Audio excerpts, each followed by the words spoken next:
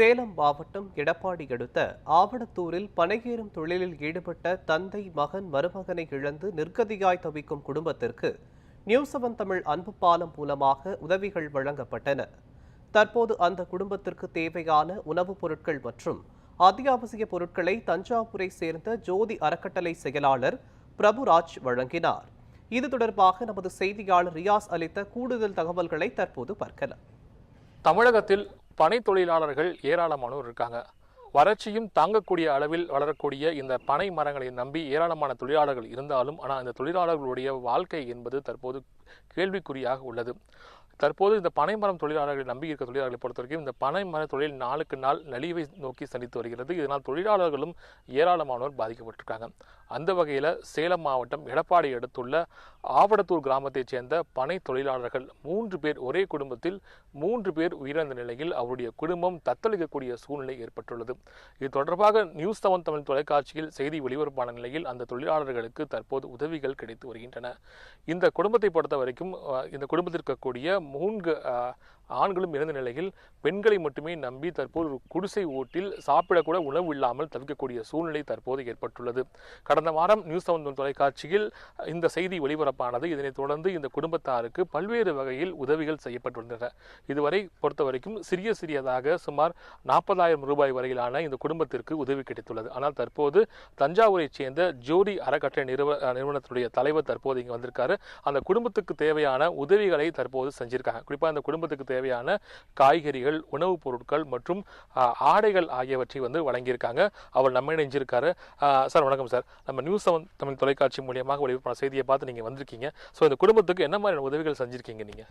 இந்த பனையேறும் குடும்பத்தை சேர்ந்த திருமதி சத்யாவோட குடும்பத்தில் 3 ஆண்கள் அவங்க பனைமரம் ஏறும்போது தவறி விழுந்து இறந்து போய் அந்த குடும்பத்தில் ஆண்களோட ஆதரவே இல்லாமல் இவங்க ஒரு பெண்கள் மட்டுமே இருக்கக்கூடிய இந்த குடும்பத்தோட அவல நிலையை பற்றி செய்தி வெளியாகி இருந்துச்சு. அந்த செய்தியை தொடர்ந்து நியூஸ் 7 தமிழ் அன்பு பாலம் மற்றும் ஜோதி அறக்கட்டளை ஆகியவை இணைஞ்சு இந்த குடும்பத்துக்கு நாங்கள் தஞ்சாவூர்லேருந்து நேரில் இவங்களை தேடி இவங்களுக்கு ஒரு மாதத்துக்கு தேவையான மளிகை பொருட்கள், ஒரு மாதத்துக்கு தேவையான காய்கறிகள் மற்றும் இந்த குடும்பத்துக்கு அனைவருக்கும் தேவையான புத்தாடைகள் ஆகியவற்றை இன்னைக்கு நேரில் இன்னைக்கு வழங்கியிருக்கிறோம். அதாவது இந்த குடும்பத்துக்கு தேவையான மளிகை பொருட்கள் கொடுத்துருக்காங்க, அரிசி பருப்பு கொடுத்துருக்காங்க, அவங்களுக்கு அத்தியாவசியமாக இருக்கக்கூடிய அந்த ஆடைகளை கொடுத்துருக்காங்க. இன்னும் ஒரு ஆச்சரியமான விஷயம் என்ன என்பது ஆச்சரியமாக தருவதாக சொல்லியிருக்காங்க. குறிப்பாக இங்கே பொறுத்த வரைக்கும் இந்த ஏழை தொழிலாளர்களுடைய கண்ணீரை துடைப்பதற்கு அரசியல் கட்சியினர் யாரும் முன்வராத நிலையில் ஒரு அறக்கட்டளையை சேர்ந்த நிர்வாகிகள் தற்போது இங்கே வந்திருக்காங்க. சார் என்ன சார் ரொம்ப சஸ்பென்ஸாக வச்சுருக்கீங்க? அது என்ன சஸ்பென்ஸ் அப்படிங்கிறத நீங்களே பாருங்கள். சஸ்பென்ஸ் அப்படிங்கிறத விட ஆமாம், நீங்கள் வாங்கம்மா, நீங்களே இது என்ன அப்படிங்கிறத நீங்களே பாருங்கம்மா.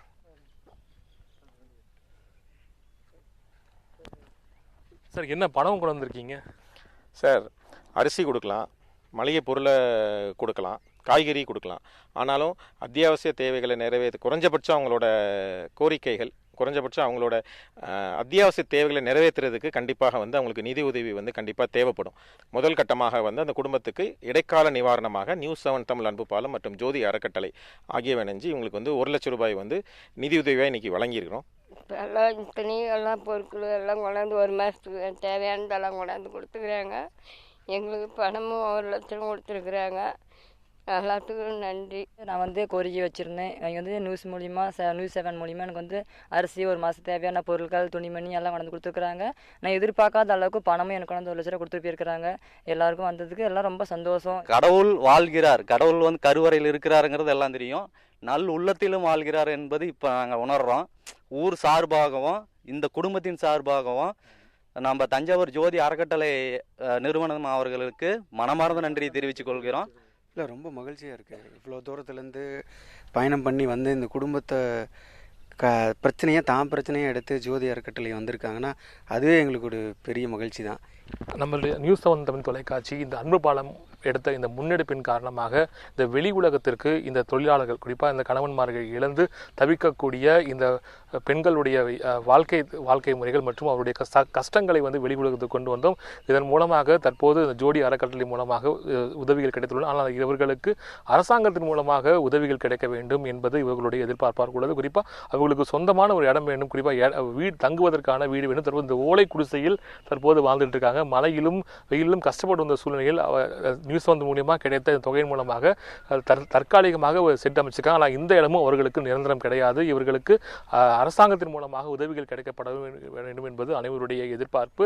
விரைவில் இங்கக்கூடிய சேலம் மாவட்டத்தினுடைய ஆட்சியர் மற்றும் இங்கக்கூடிய அரசு அதிகாரிகள் இதை கவனத்தில் கொண்டு, குறிப்பாக தமிழக முதல்வர் இதில் கவனத்தில் கொண்டு இவர்களுக்கு உதவிகள் செய்ய வேண்டும் என்பது இவர்களுடைய எதிர்பார்ப்பாக உள்ளது. தொடர்ந்து நியூஸ் 7 தமிழ் அன்பு பாலம் மூலமாக உதவி செஞ்சிருக்கக்கூடிய ஜோதி அறக்கட்டளையினுடைய செயலாளர் மற்றும் அனைத்து நல்லுள்ளங்களுக்கும் நியூஸ் 7 தமிழ் தொலைக்காட்சியின் மூலமாக நன்றியும் தெரிவித்துக் கொள்கிறோம்.